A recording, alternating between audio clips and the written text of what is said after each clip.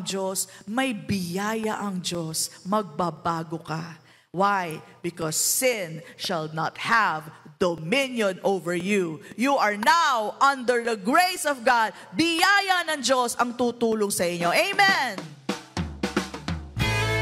The title of the message is Our Identity and Freedom in Christ. Sabi nga po natin, ayan. So yan po ang bibigyan natin ng emphasis. As we always read the Bible, we have to look for what Jesus Christ has done. Ano po bang ginawa ni Kristo para sa atin? But as we go to that focus, ay dadaanan po natin yung sa 1 Corinthians 6. So kaya po mababanggit natin. And as you all know, si Paul po, at the start of the 1 Corinthians letter, ay nagko-correct po siya. Sabihin natin lahat, correct. Ayan, kino-correct po niya yung mga Corinthians, no? Yung mga church, yung church sa Corinthians, no? By the way, I found out, ito palang Corinth or church in Corinth ay 3 years old pa lang.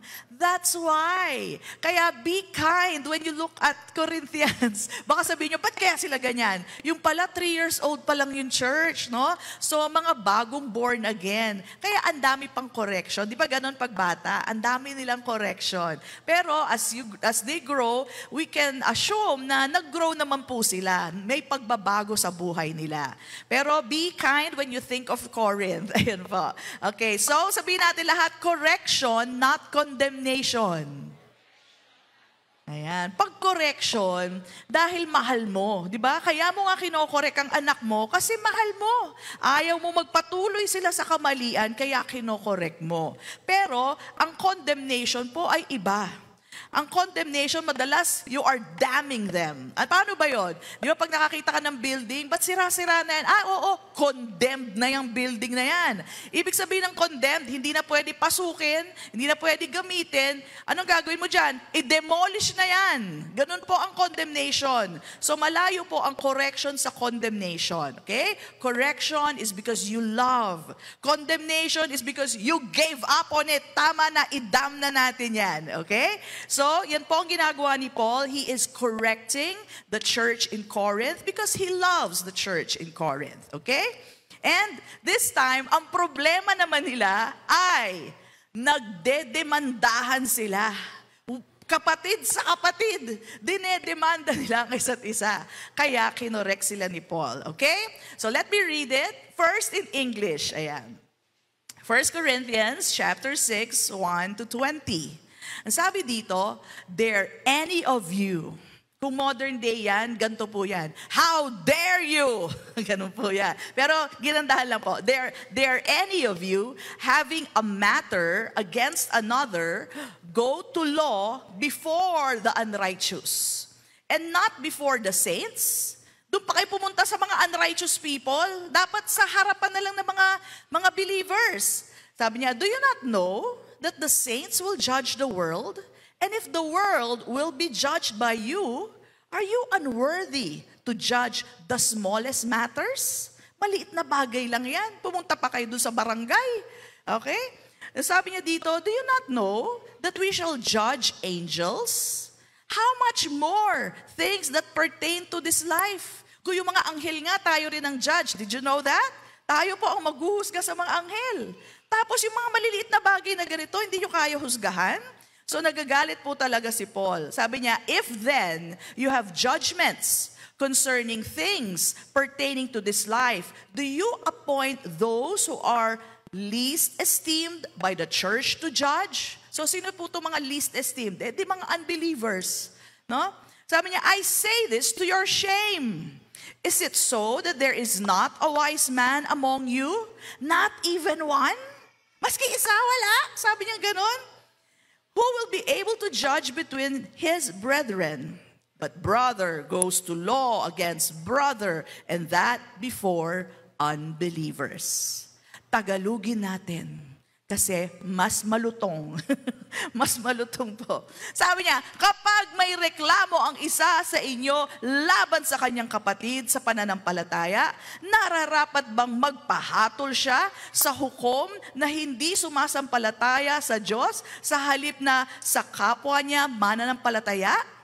Dapat dalhin niya ito sa mga kapwa niyang sumasampalataya sa Diyos. Hindi ba ninyo alam na tayong mga hinirang ang hahatol sa mga tao sa mundo? At kung tayo ang hahatol sa mundo, wala ba kayong kakayahang hatulan ang maliliit na bagay na yan? Hindi ba ninyo alam na hahatulan natin ang mga anghel? At tiyak na mas kaya ninyong lutasin ang karaniwang alitan sa buhay na ito. Kaya kung mayroon kayong mga alitan, may alitan ba kayo? Huwag niyong sagutin. Ayan. Kung meron kayong alitan, bakit dinadala niya ito sa hukom na hindi mananampalataya sa Diyos? Sabi ni Paul, mahiya naman kayo. Okay? Wala na ba talagang marurunong sa inyo na may kakayahang umayos ng inyong alitan? Ang nangyayari, nagdedemandahan ang magkakapatid sa Panginoon at sa harapan pa ng mga hindi mananampalataya. Okay? So malinaw po ba ang problema sa Corinth? Nagdedemandahan magkapatid sa pananampalataya. Sabi ni Paul, hindi yan dapat. Okay? So, let's go to the next verses. English na lang ha, ang hirap ng Tagalog. English. Now therefore, it is already an utter failure for you that you go to law against one another. Sabi niya, bagsak kayo dyan. Okay? Why do you not rather accept wrong? Ba't hindi mo na lang tanggapin yung pagkakamali ng kapatid mo? Di ba dapat nagpapatawad tayo? Tanggapin mo na lang, nagkamali siya. Sabi niya, why do you not rather, let yourselves be cheated. Dinaya ka ba? Hindi binigay sa iyo sukli na maayos? Hayaan mo na. Bigay mo na sa kanya yun. Okay? No, sabi niya gano'n, you yourselves do wrong and cheat, and you do these things to your brethren. Do you not know that the unrighteous will not inherit the kingdom of God? Sinong nire-refer niya as the unrighteous? Yung pinupuntahan nila na maghuhusga sa kanila. Sila yung unrighteous, tas kayong dalawa righteous kayo, nagpaayos kayo doon sa unrighteous. Sabi ni Paul, do you not know that the unrighteous will not inherit the kingdom of God? Ni wala nga mamanahin yan sa Diyos. Tapos doon pa kayo pumunta para paayos, para isettle ang inyong problema. Sabi niya ganito, do not be deceived. And then he listed what the unrighteous does. Ito po ang ginagawa nila. Neither fornicators, nor idolaters, nor adulterers, nor homosexuals, nor sodomites, nor thieves, nor covetous, nor drunkards, nor revilers, nor extortioners will inherit the kingdom of God. Hindi tayo yon. Sabi mo sa katabi mo, hindi tayo yon. Yun yung mga unrighteous. Alright? So, wag niyo pong aangkinin yan. Hindi po lahat ng nasa Bible para sa inyo. Mga unrighteous po yun. Nilista po ni Paul yung kanilang mga gawain at yan ang identification nila. Hindi tayo yon. Pastora, paano ka nakasiguro? Kaya ako nakasiguro dahil sa susunod na verse. And such were some of you. Sabihin natin lahat, were. Ibig sabihin nun, past tense. Dati yun. Dati ganun ang identity natin. But not anymore. Ever since you believed in the Lord Jesus Christ, something changed. Ano po yung pagbabago? Ang sabi dito, and such were some of you, but you were washed. Sabi mo sa katabi mo, you were washed. But you were sanctified. Sabi mo, you were sanctified. But you were justified. Sabi mo sa katabi mo, you are justified. May nangyari. Kailan nangyari to? Nung naniwala ka kay Kristo Jesus, you were washed, you were sanctified, and you were justified in the name of the Lord Jesus and by the Spirit of our God. And everybody says, Amen. So ito po, nakakatiyak po tayo yung sinabing and the unrighteous, yung mga idolaters, lahat po yun, hindi po tayo yun, hindi po yun mga mananampalataya din ng church in Corinth. Okay? So you have to understand that part, verse 9, should be read in the context.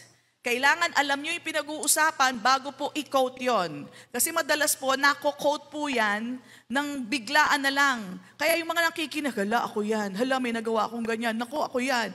Inaangkin ng mga nakikinig, which is wrong because this is part of the story.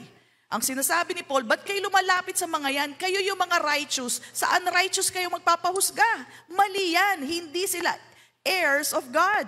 Are you getting it? So it has to come with the context. Okay? And then let's continue. All things, sabi ni Paul, are lawful for me. But all things are not helpful. Okay? Katulad ng pag-inom at magiging lasinggero ka. Tanong, nakakatulong ba sa'yo yon? Pag tinanong mo ako, Pastora, pwede ba ako uminom? Bahala ka kung gusto mo. Ang tanong ko, pag nagpakalasing ka ba, nakakatulong ba sa'yo yon? Hindi, di ba? So sa mga listahan na yon, lahat yan pwede nating gawin. Alright? Pero bilang Kristiyano, ayaw na nating gawin. Amen po ba? Pero kung sakaling nagawa mo, alam niyo po, not all things are helpful for you. Kawawa naman ang pamilya mo kung magpatuloy ka sa mga ganito. Amen? Sabi pa niya, all things are lawful for me, but I will not be brought under the power of any. Alright? Hindi ko papayagan na makontrol ako nitong mga bagay na to. Yung fornication, yung covetousness, yung pagnanakaw, hindi ako magpapa-under dyan. I am a free man. Yun ang sinasabi ni Paul. And then, he made an analogy. Sabi niya, foods for the stomach and the stomach for food. Diba? Ang tiyan naman natin, pinupuno natin ng pagkain. Tama po ba? Hindi gasolina. Amen? That's abuse. So, ang nilalagay lang daw po sa tiyan natin ay pagkain. So, that's the analogy. And then he said, now the body is not for sexual immorality, but for the Lord. And sabi pa dito, and the Lord for the body. And God both raised up the Lord and will also raise us up by His power. And then sabi niya, do you not know that your bodies are members of Christ? Kabahagi ni Kristo? Shall I then take the members of Christ and make them members of a harlot? What is a harlot? Prostitute. Makikipag-ugnayan ba ako sa prostitute? Alam ko palang katawan to, bahagi ako ng katawan ni Kristo? Ang sagot? Ang sagot? Certainly not. So kung katanungan niyo yun, pwede ba sa prostitute? Certainly not. Abay, bahagi tayo ng katawan ni Kristo, tapos iugnay mo sa isang prostitute. Okay? And then sabi dito, or do you not know? Baka hindi mo alam that he who is joined to a harlot or to a prostitute is one body with her. For the two, sabi ng Diyos, He says, Diyos po yan, shall become one flesh. And do you know that science found out that when you have sexual relationship, ay nagkakaroon po ng transferring of DNA? Did you hear that? Science found that out. Kaya kayo nagiging one talaga. So pag inugnay mo yung sarili mo sa isang prostitute, ilan ang partner ng prostitute?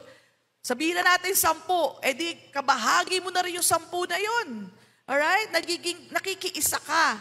Kaya minsan yung mga, gumagamit po ng prostitute ay naguguluhan sa buhay. Kasi po, inugnay niya yung sarili niya sa maraming tao. No? Through that one prostitute. No?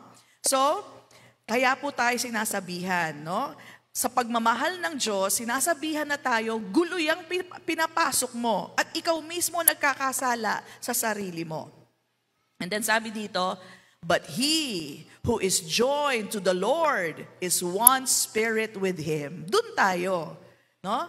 Tayo po ay isang spirito na sa ating Panginoon. Kaya ang sabi niya, flee sexual immorality. Every sin that a man does is outside the body. Ano ibig sabihin nun? Halimbawa, magnanakaw. Pag nagnakaw, labas yan sa katawan mo No? Hindi ka nagkasala sa katawan mo. Pero pag sexual immorality po, kasalanan mo yan sa sarili mong katawan. No? Ikaw na mismo ang sumakit sa sarili mong katawan. No? Kaya sabi dito, but he who commits sexual immorality sins against his own body. parang sinasaktan mo ang sarili mo. At yan po ay malinaw because science has found out talaga namang pag nakipag-ugnay ka sa iba, you become one flesh. Kaya po ang sex ay pang mag-asawa lamang po. Amen. Amen. Alright? So, sabi niya dito, or do you not know that your body, look at this, is the temple of the Holy Spirit who is in you, whom you have from God, and you are not your own, for you were bought at a price. Ano po yung price? Dugo ni Kristo ang pinambayad sa ating mga katawan. Right? Therefore, glorify God in your body and in your spirit, which are God's. So hindi lamang po spirito natin ang sa Diyos. Hindi lamang po spirito natin ang pag-aari ng Diyos, pati katawan natin ang pag-aari ng Diyos. That is why to use our body for sexual immorality is totally wrong. Sinasabihan na tayo kasi tayo mismo ang nagkakasala sa sarili nating katawan. Gamitin natin ang ating katawan to glorify God, amen, to serve one another, to love one another, because we are the temple of the Holy Spirit. And everybody says, amen. Palakpakan po natin ang Panginoon. We can see correction after correction. Bakit? Mahal po ni Paul ang church in Corinth. Okay? So, ganun din po tayo. Kung may matututunan tayo dito, magsisilbing aral sa atin, let's learn from this. Hindi natin to problema. Problema nila to, pero natututo tayo sa problema ng iba. Amen? Isn't that good? Mas maganda problema nila kaysa problema natin. Matuto na tayo sa storya nila. Okay? So, 2 points lang po. Number 1, our identity is in Christ. Amen? We belong to God. You belong to God. Alright? Kaya kung alam mo na ang kapatiran ay pag-aari ng Diyos, mahal ng Diyos, tinubos ng Diyos, hindi ba dapat pahalagahan natin ang isa't isa? Hindi yung nagkaaway-away kayo, dinala mo kagad sa barangay? Amen? Huwag nyo naman po dalhin sa barangay. Pwede naman pag-usapan nyo ng maayos. Pag hindi nyo kayang dalawa, pwede nyo pong lapitan ng leader nyo. Pwede nyo rin po ako lapitan, Pastora, tulungan nyo nga kami, hindi kami magkasundo. Pinahiram ko ng vacuum cleaner, 10 taon na hindi pa binabalik sa akin. Diba? Baka naman may mga ganong kayong alitan, baka naman pwede na natin pag-usapan.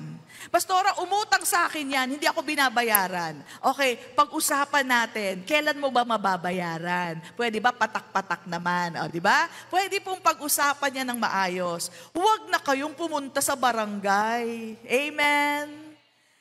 Biro mo, unrighteous yun, tapos sila ang maghuhusga sa inyo. Diba? Ikaw nga yung pamilya mo, ayaw mong gawin yun as much as possible. Bakit? Kahihiyan nila, kahihiyan mo. Ganon din po sa church. Ang kahihiyan ng kapatiran, kahihiyan mo rin. Tapos yung nasa barangay, sasabihin sa inyo, di ba magka-church yan? Bakit nag-aaway yan? Diba? Ganyan ba mga tao sa FCI? Hindi po. Sa Corinthians. Hindi po sa amin. Okay? So, yun po. We give the church a bad name. So let's not do that. At yun po ang ginagawa nila. Kasi may mga negosyo sila, meron po mga failed na negotiation, merong hindi nagbabayad. So kanya-kanya silang hablahan sa kanilang mga unrighteous judges. Dinadala po sa korte. Sabi ni Paul, wala bang matalino sa inyo? Wala bang may wisdom sa inyo ng Panginoon? Sigurado meron because we have the mind of Christ. Sabi mo nga, we have the mind of Christ. Yes, and the Bible is our guide. Gusto nyo malaman kung ano yung mind of Christ? Kung anong nakasulat sa Bible, yan ang kaisipan ng ating Panginoon. Alright? So, we just choose to go along by the Word of God at masosolve po natin ang problema. Hindi kailangan mag-away at hindi kailangan magbarangay. Magpunta sa barangay. I-settle nyo na po ng maganda. Now, I have to tell you na dapat lamang po, kung tayo po ay may utang, tayo po ay magbayad. Amen po ba? Yan. Tama lang po yun. Kasi hiniram natin eh. So, ibalik din natin. Amen po ba? Okay, nilinaw ko yan kailangan magbayad. Pero kung sakasakali na si kapatid ay hindi makapagbayad, ang sabi ni Paul, hayaan mo na. Kesa magbarangay pa kayo. Are you getting this? Sabi niya, why don't you let yourself be wronged? Be cheated. Again, inuulit ko dapat nagbabayad tayo ng utang. Pero kung sakasakali lang na hindi makapagbayad, hayaan mo na. Kesa pumunta pa kayo sa mga unrighteous judge. Amen po ba? Now that is not my wisdom. Yan po ang wisdom na binibigay sa atin ng Panginoon. Hindi ho dapat na tayo po ay nagbabaranggayan o nagpupunta sa unrighteous judge. Because hindi nga po sila tagapagmana ng ating Panginoon. Tapos sa kanila tayo tatakbo. Okay? So, sabi niya, magpatalo na lang kayo, tanggapin mo na lang na nagkamali sila, kesa hindi nyo isettle, mag-away kayo at pumunta pa kayo sa demandahan. Okay? Tandaan po natin to, as believers of Jesus Christ, the Lord is our provider. Hindi man niya sa iyo maibalik yan, si Lord ang magbabalik niyan sa inyo. Amen! Para kayo nagpahiram sa nangangailangan, hindi niya mabayaran, siguro kailangan niya talaga, sige na. Si Lord naman ang aking provider, hindi kayo mauubusan. Amen po? The Word of God tells us in the book of Proverbs, He who gives to the poor is lending to God. At pag ang Diyos ang humiram sa iyo, ibabalik niyan sa inyo, may interest pa. Amen? So wag po kayo matakot na patawarin yung may mga utang sa inyo, hindi binalik sa inyo yung damit, hindi binalik yung mop, yung kaldero, hayaan nyo na sa kanila. Bumili na lang kayo ng bago. Amen? Amen. Now, tip po sa pagpapautang. Tandaan nyo po, pag nagpautang kayo, siguraduhin nyo na yung halagang ipapautang nyo, makinig, ay halagang kaya mo ng paalamanan. Paano ba? Tagalog ko. Kaya mo ng mamaalam dun sa amount na yon. Amen? Pastora, paano pag hiniraman ako ng 10,000? O, 10,000 ang hinihiram sa'yo. Sabi mo, sister, ang kasiyahan kong bigay sa'yo, kasi we should be always cheerful givers, ay 1,000 lang. Ito lang po ang kakayanan ko. Okay? So, pag nagbigay po kayo ng ganon, handa na kayong mamaalam do sa 1,000 na yon. Kasi kung hindi, pag hindi binalik sa inyo yan, pumukulo ang dugo nyo kada nakikita nyo yung kapatid nyo. Ayan na naman si sister, hindi pa rin ako binabayaran. Nako, first service siya, third service ako. Ayoko makita ang pagmumukha niya. Hindi nagbabayad ng utang, okay? So tayo po, pag nagpahiram, yung may kagalakan kayo na pahiramin, hindi yung kailangan ibigay yung amount na kailangan nila. Nangihiram sila Diba? Yung iba kasi pinipilit. Kasi naman nakakahiya, hindi ko mapahiram si sister. Ba't kayo ang nahihiya? Ba't kayo na nga hinihiraman, kayo pa nahihiya. Hindi tayo dapat mahiya. Tayo po ay tumutulong. So, ibigay nyo lang ang tulong na kaya nyong sabihan ng goodbye, yung pera, kung hindi man ibalik. Ibalik niya, praise the Lord. Hindi niya maibalik, praise the Lord, nakatulong ako. Amen po ba? Huwag na gagambalain nyo yung pang Meralco nyo. O sister, sigurado ka, Wednesday magbabayad na ako sa Meralco, tapos ibibigay nyo. Ay, mali po yun. Wala pong katiyakan sa pagbabayad ng utang. Amen? By this time, alam nyo na yan. Kasi ang tao may limitasyon, no?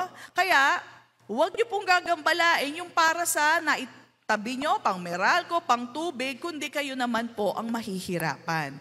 Huwag nyo sabihin, anak, pahiram nga muna ng pera mo, yung savings mo, kasi nangungutang si sister. Huwag nyo pong gagawin yon.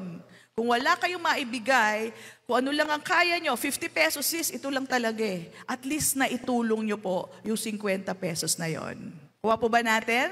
Amen po ba? Alright. So, ganyan po ang pagpapautang, no? So, again, huwag tayong pupunta sa court ng pagans or sa unbelievers para ihabla ang kapatiran. Why? Number 1, we are brethren in Christ. magkakapatid tayo kay Kristo. Mahalaga ang bawat isa. At para ipahiya natin ang isa, maski tama ka, sa harapan ng unrighteous, hindi ho maganda yan. Yan po ang kabilin-bilinan ni Paul. Number 2, bakit hindi natin dapat ihabla? Because we are supposed to be able to settle things amongst ourselves. Right? Kristiyano ang nagdidesisyon para sa atin. Why? Because in Revelation chapter 20 verse 4, mababasa nyo dyan, we are given authority to judge over the world and over angels. Alright? Bibigyan po tayo ng judgment, ng authority to judge people. Of course, hindi po sila yung mga... Ito po yung sa millennial reign at saka sa great white throne judgment. Doon po mangyayari na tayo po bibigyan ng authority.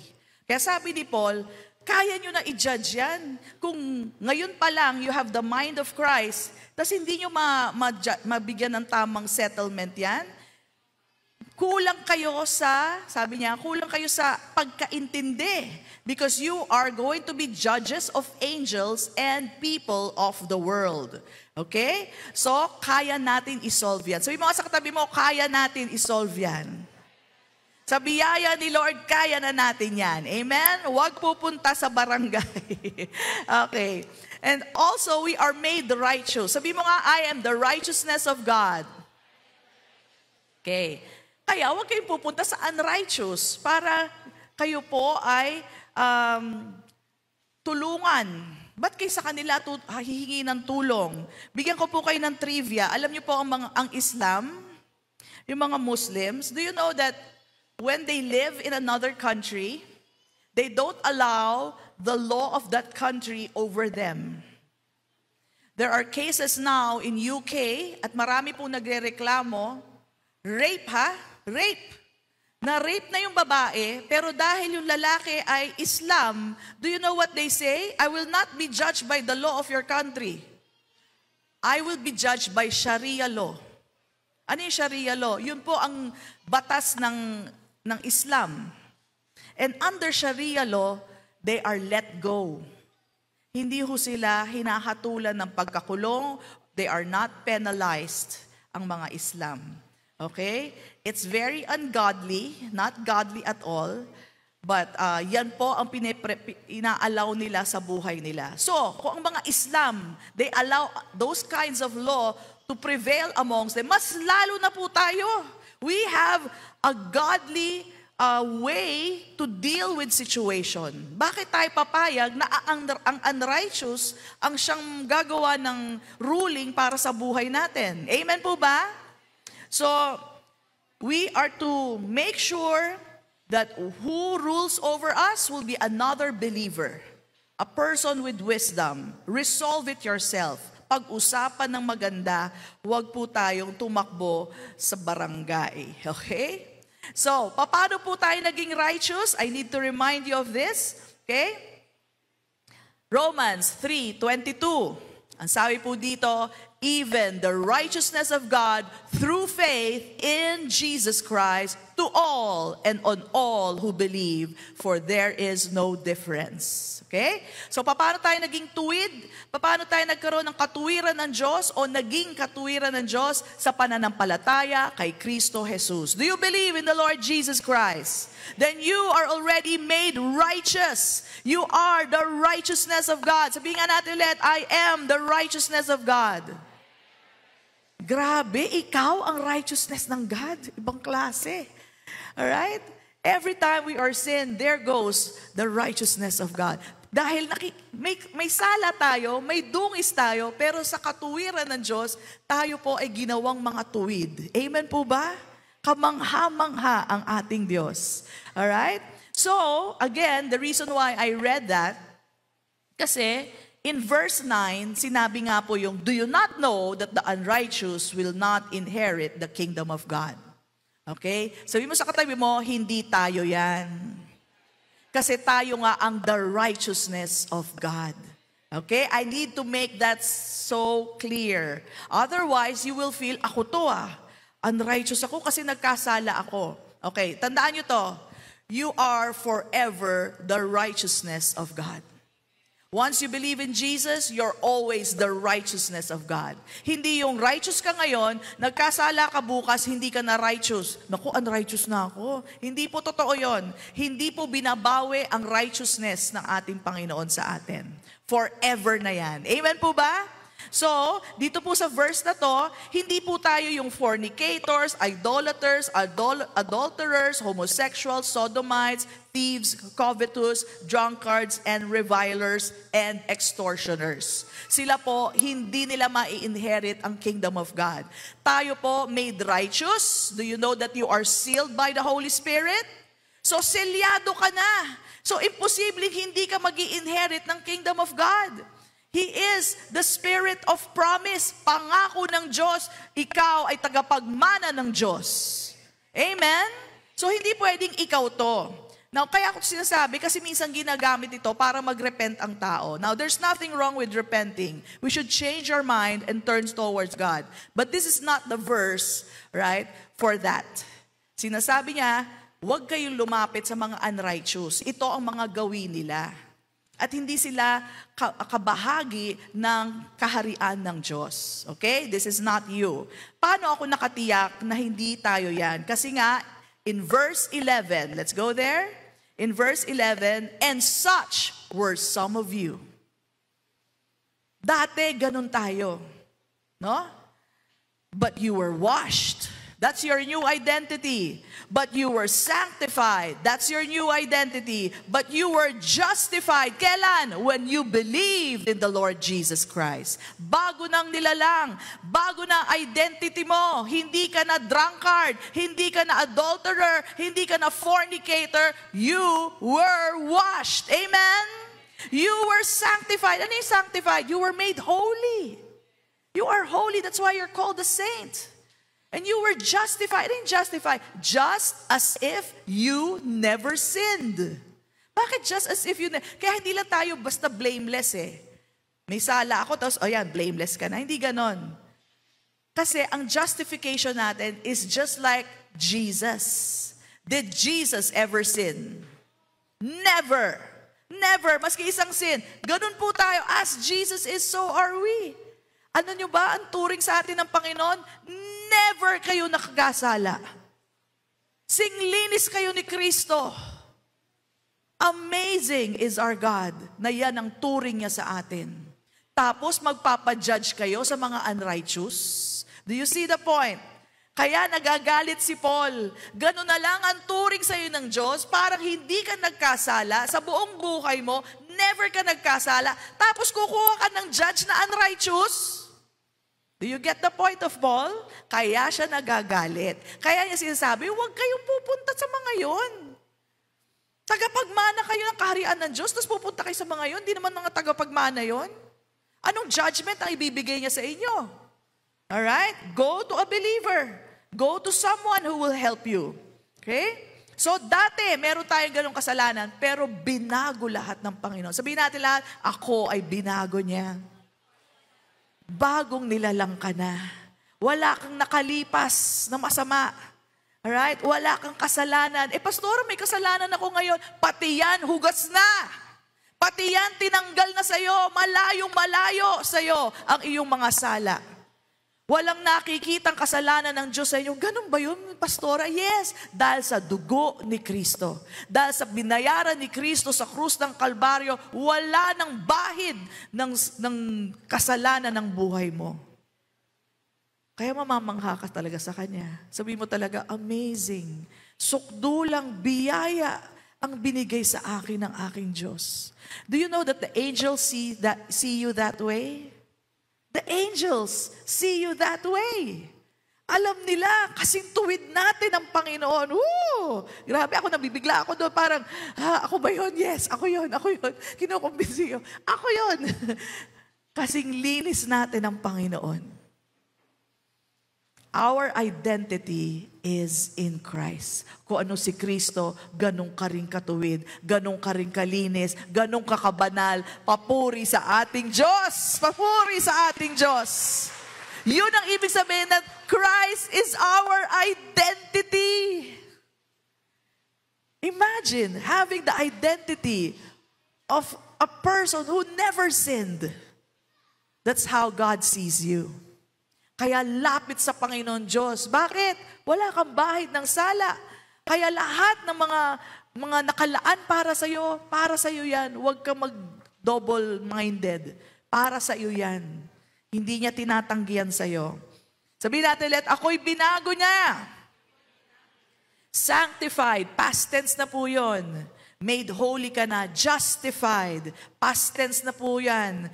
You are made righteous and blameless just as if you never sinned. Amen? So praise be to God, this is now our identity in Christ. No longer fornicators, no longer idolaters, no longer homosexual, no longer covetous. Pastora, nandun pa ako ngayon, baguhin mong pag-iisip mo. Kung hanggang ngayon, tingin mo sa sarili mo, idolater ka pa, baguhin mo ngayon. Kasi iba na ang tingin sa'yo ng Diyos. And then align yourself to that call, to that new identity. Alam niyo yung mga ginagawa sa NBI, binibigyan ng bagong identity isang tao. Kasi naging state witness. Lahat yun bago, ID, residence, lahat po yun. Okay? Sa ibang ang lugar, pati pinapaano pa sila yung ang tawag sa ganun, pinapa-surgery pa sila para hindi sila makilala. Talaga pong given a new identity. Okay? Well, God has given us that. Our new identity, hindi po yan lingid sa ating kaalaman. Ito po ay identity ni Jesus Christ. Who Jesus is who you are today. And everybody says, amen and amen. Come on, blameless before Him. Hallelujah. So, see yourself the way God sees you. Kailangan i-align mo yung isip mo sa kung anong nakikita ng Diyos. Ngayon, may tanong sa akin, Pastora, paano yan? May temptation pa rin ako eh. Nate-tempt pa rin ako, Pastora. Well, alam nyo ba si Jesus na-tempt din? When you're being tempted, may mga thoughts na pumapasok. Halimbawa, may asawa ka. Tapos, na-attract ka pa sa iba. Okay? Alam niyo po ba, temptation lang yon. Hindi ibig sabihin sa'yo yung thoughts na yon. Si Jesus, tinempt din siya ng kaaway. And those thoughts were not His. Galing po kanino yung temptation? The devil. Tandaan niyo po yan ha, God never tempts anyone. It is the devil who tempted Jesus. So sa mga nagtuturo na temptations come from God para turuan sila o para testingin ang faith nila, hindi niya kailangan gawin yun. Who tempts you? The devil. Naalala niyo po, Jesus was tempted. Sino po nagte-tempt sa kanya? The devil. So kay malilito, temptations come from the devil. So, pag may temptation kayo, na-attract ako sa kanya. Babae pa naman ako, na-attract pa ako sa kanya, babae din siya. Naku, baka hanggang ngayon, homosexual pa rin ako. Okay? I'm trying to help you here. Bagong nilalang ka na. Temptation will still come. Welcome to this world. Habang nakatapak pa ang paa nyo sa lupa, na nakatayo kayo. Kaya lagi pong may temptation. Lahat ng tao nate-tempt pa. Hindi ibig sabihin nagkasala ka na pag may temptation. Nagkakasala lang ang tao pag tinatanggap niyo yung temptation at ginagawa niyo kung anong sabi ng temptation. Si Jesus tinempt, o kung talagang anak ka ng Diyos, tumalon ka dyan. Tumalon ba siya? Hindi. So wag lang po natin kakagatin ang alok ng kaaway. But don't think na, kasi paulit-ulit hanggang ngayon na-attract pa rin ako sa kapwa babae. Babae naman ako, tapos na-attract ako sa kanya. Baka naman totoo. Hindi! Remember, the devil will constantly do that. Day and night, paulit-ulit. Hindi ibig sabihin totoo. Dinadaya tayo ng kaaway. Now, I'm talking about homosexuals. How about heterosexual people? Do you know Cliff, the evangelist na nasa campus? Is very good. Look for him. I forgot his last name. Cliff something. Mahirap kasi i-pronounce it. So Cliff, he is like Charlie Kirk. But he does it in the campus also, and then medyo doctrinal siya. So may nagtanong sa kanya about homosexuality. Sabi niya, bakit? Na-attract ako naiisip ko yun Sabi niya ganyan, towards same sex. So sabi niya, Do you think me, a heterosexual, ibig sabihin, lalaki, nagkakauso sa babae, na may asawa, sabi niya, do you think na ako wala ring temptation? Sabi niya, I do get those temptation. The difference is, I don't do it. Ganun lang po yun. So ganun din. Sabi niya, ganun din sa mga homosexual. Kung nagkakaroon kayo ng thoughts na ganyan, Christian ka na, pero nagkakaroon ka ulit ng thoughts, don't think that that's you. Ay wala, lagi ko iniisip yung iba. Babae pa rin naiisip ko, babae ako. Don't think that that's you. Kaisipan niya ng kaaway, hindi yan ikaw. Binago ka na ng Panginoon, nilinis ka na ng Panginoon, lakaran mo yon. Amen? Sabi ni Jesus, it is written. So saan natin ibabase lahat? Babase niyo lahat sa salita ng Diyos. Ang Diyos hindi nagkamali sa pagkakagawa sa iyo. Babae kang lumabas, babae kang tunay. Lalaki kang lumabas, lalaki kang tunay. Amen! Now, everything that comes to your mind is not all from God. Sometimes, it comes from the devil. How do I know that it comes from the devil? Pagsalungat sa salita ng Diyos. Amen? Hindi ho nagkamali ang Diyos sa pagkakagawa sa inyo. But the devil will always try to deceive you. Lahat ng tao, dinideceive niya. Hindi lang kayo. Baka akala nyo kasi nag-iisa kayo na siguro ako lang nagkakaroon ng ganito. Iba lang ang temptation mo, pero lahat ng tao tinetempt ng kaaway. Tama po ba ako? Amen? We all have that. But you just really have to say, no, it is written. Ito ang totoo sa akin, base sa salita ng Diyos. Alright? So may natutunan po ba tayo? Tinutokso ka lang ng kaaway. Gusto niyang bumigay ka, pero hindi totoo yan. You need to stay with the Word of God. Okay? So, ang tunay na made righteous ay ayaw na sa kasalanan. Ayaw na sa kasalanan. Okay? And praise God, because of His grace, we now have the power to say no to sin. Subukan nyo naman. Baka hindi nyo sinusubukan pag andiyan, wala na akong magagawa, ito na yung temptation. Hindi po, sabihin mo, no! I am now the righteousness of God. I am a child of God. I am blameless. Alright? Speak words to fight the thoughts. You have to speak words agreeing with the word of God. Sabi ni Jesus, it is written. Ikaw rin sabi mo, it is written. I am the righteousness of God. I am justified. I have been washed and I have been sanctified. Yan ang sabihin nyo. Pag hindi na nawa ang kaaway sa inyo, lalayasan kayo niyan. Amen? So the struggle is real, brothers and sisters. It happens.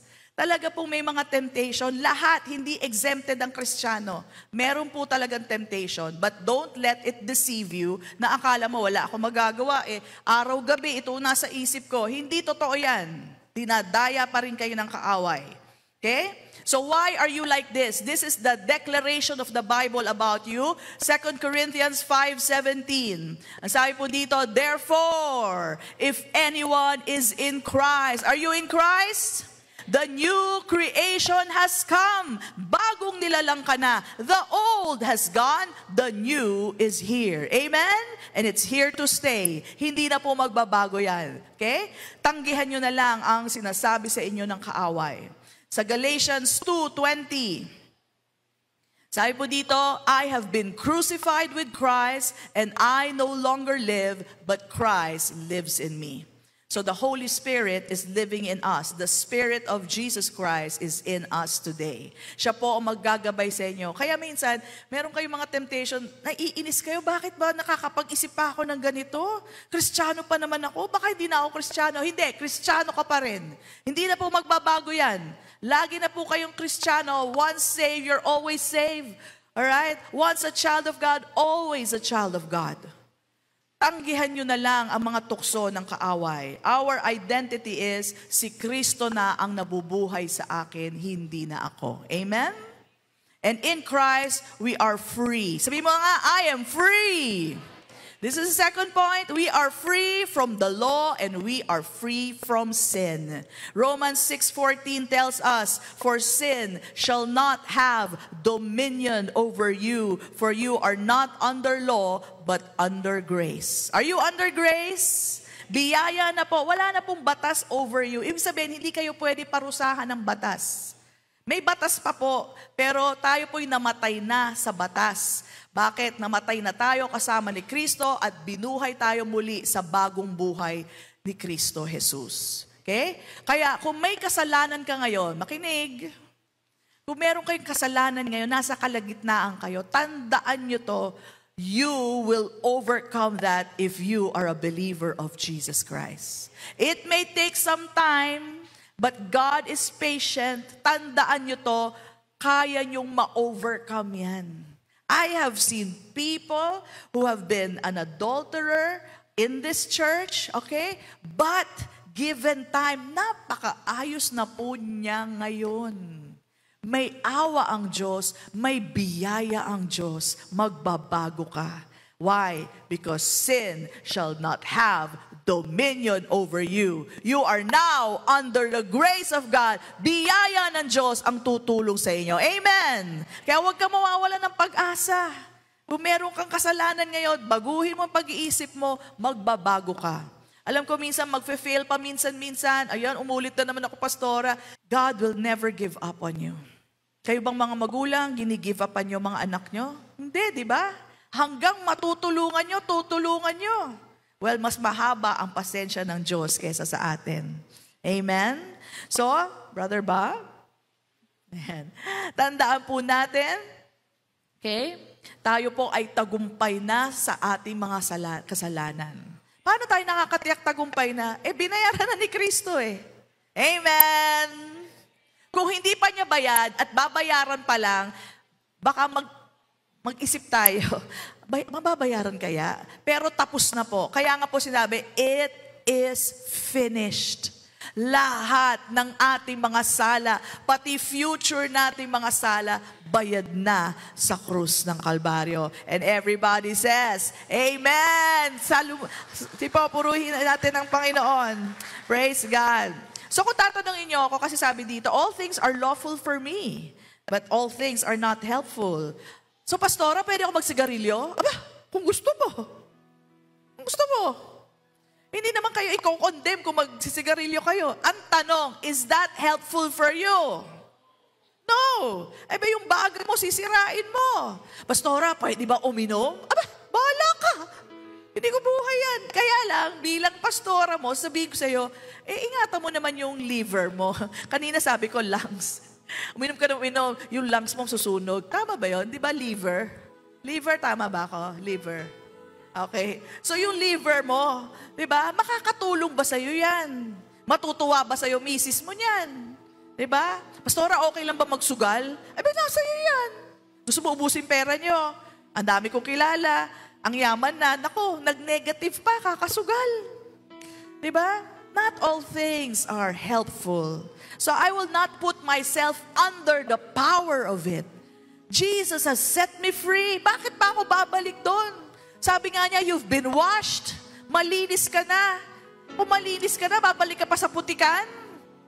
Hindi na, di ba? Ang linis ko kaya.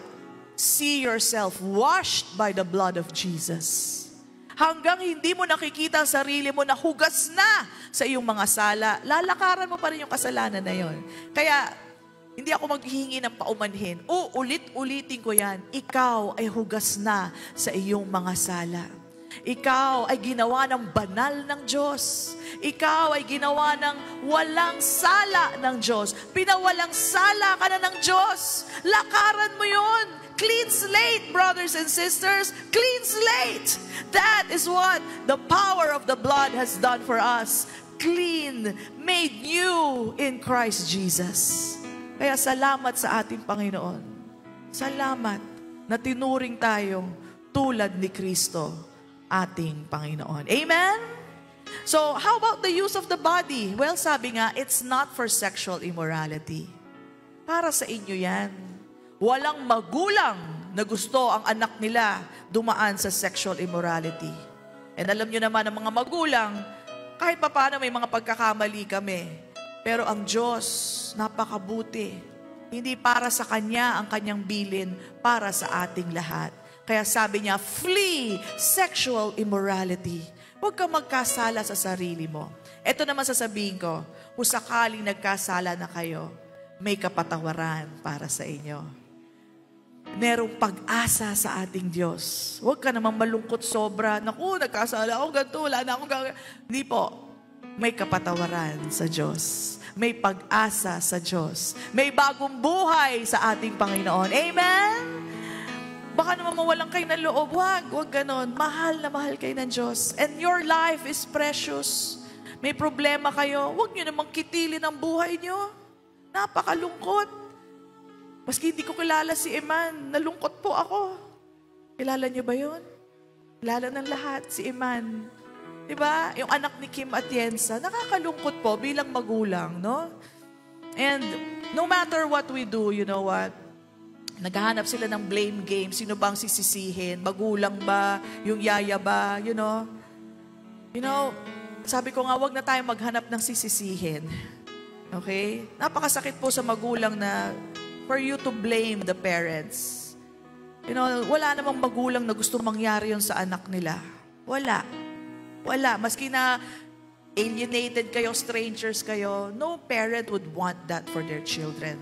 They did what they had to do to live a life, But don't put any blame on anyone. Sabi nga yun sa nabulag, naalala nyo, sino may kasalanan na to, nabulag yung bata? Doon ba sa magulang? Sabi ni Jesus, hindi. Don't put the blame on them. Babalik tayo sa Garden of Eden? Ba't kayo nagkasala? Sabi ni Adan, yung babaeng binigay mo. Tapos sabi naman ng babae, yung ahas. Yun nagtuturo. Diba? Let's not go to the blame game. We are all accountable to the Lord. Okay? So I pray na kung meron man tayong kalungkutan, may nagawa tayong kamalian sa buhay, know that the hope that we have is in Christ Jesus. May pag-asa pa. Napakaganda pa ng plano ng Diyos sa'yo. He will turn ashes into beauty. Huwag kayong mag-alala. Kung may nagkasala kayo, pwede yung baguhin lahat ng Panginoon. Hindi pa tapos ang lahat. May pag-asa pa. Sabi mo sa katabi mo, may pag-asa pa. Amen. Praise God. At yung pag-asa na yan ay na kay Kristo Jesus. Tumawag ka sa Kanya, magbabago ang iyong buhay. Amen? Praise God. Did you learn something today? Amen. Palakpakan natin ang ating Panginoon. Salamat. Salamat aming Diyos sa mga instruction. We are blessed that we are your children at binibigyan nyo kami ng mga precious instruction. And I pray, kung hindi nyo pa natatanggap si Kristo sa inyong buhay, today is the day of salvation. Hindi lahat ng tao na nabubuhay sa mundo ay automatic pong anak ng Diyos. Nagiging anak lang ng Diyos kung tatanggapin mo si Kristo sa iyong buhay. So this is your time. This is your day. Receive Jesus into your life and you will never be the same again. Bakit? Kasi huhugasan ka ng Panginoon. Ikaw ay gagawing walang sala ng ating Panginoon. Ano man ang iyong nakalipas, walang sala ka na sa Panginoon. So would you join me now in this prayer? Very short. Sabihin mo lang, aking Panginoong Jesus, tinatanggap kita sa aking buhay. Salamat sa kapatawaran. Salamat sa buhay na walang hanggan. Tinatanggap ko ito bilang regalo mo sa akin. Ako'y pinatawad mo na sa lahat ng aking sala. Salamat sa bagong buhay na binigay mo sa akin. Salamat sa pag-asa. Ito ang aking panalangin sa pangalan mo, Jesus, aking Panginoon. At lahat ay magsabi ng Amen and Amen. Palakpakan po natin ang Panginoon.